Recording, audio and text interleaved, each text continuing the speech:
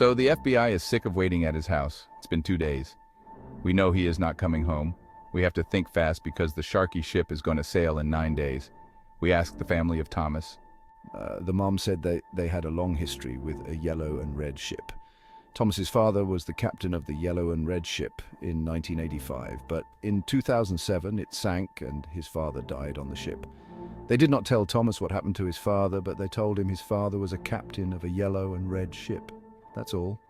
And he became inspired by his dad. Every single day of his childhood, he drew the ship. He got expelled, kicked out of school for not paying attention. And he made a little, we like to call it an ego.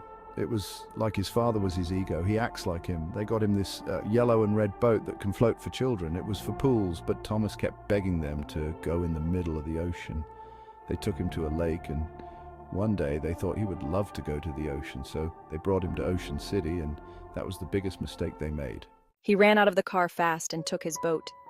He sailed with his floaty, but he went too far. We said stop, but he didn't hear us. And then he got ran over by a boat. He was rushed to a hospital and he had memory loss. And what we think is, he thought it was legal to sink a ship. So, he sank the yellow and red ship. And we cry a lot because it was all our fault. Because we should have told him the full story. Now, that was a lot. Okay, back to me. We are going to have police officers at all ships and guards. And the end. Thomas's childhood was marked by his fascination with his father's legacy.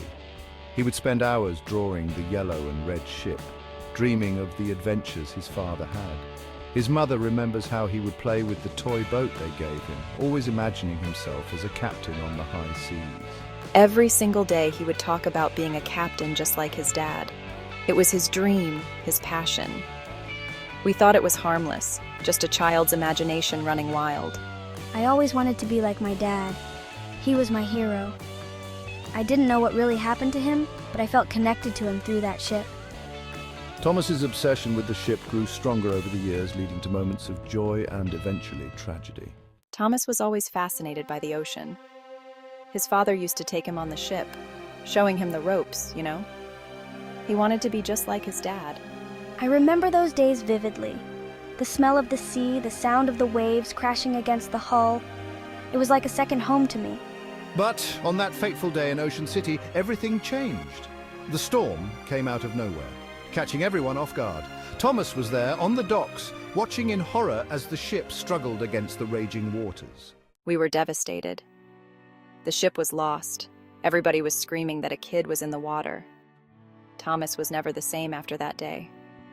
He became more determined, more resolved to honor his father's legacy. The community came together, mourning the loss and vowing to support each other. But for Thomas, the pain was personal, a wound that would never fully heal.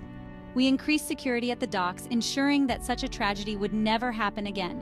But for Thomas, the real battle was within. In the end, Thomas found his own path, inspired by his father's courage, and he getting so mad he killed so many people, all because of a stupid ship. Like, bruh, if I have to be honest, his parents are dumb, like for real, you could have screamed louder, you know, you should be in jail too. Anyways, back to the story, he became a ship captain, just like his father, which ended. And tragedy, as he rammed into the big Shihe in 2024, it's just sad how reckless he was. Thomas's story is a testament to resilience and determination. He turned his grief into a mad force, leading by many people dying stupid. And so, the legacy of Thomas and his father lives on, a beacon of sadness and more sadness for all who hear their story.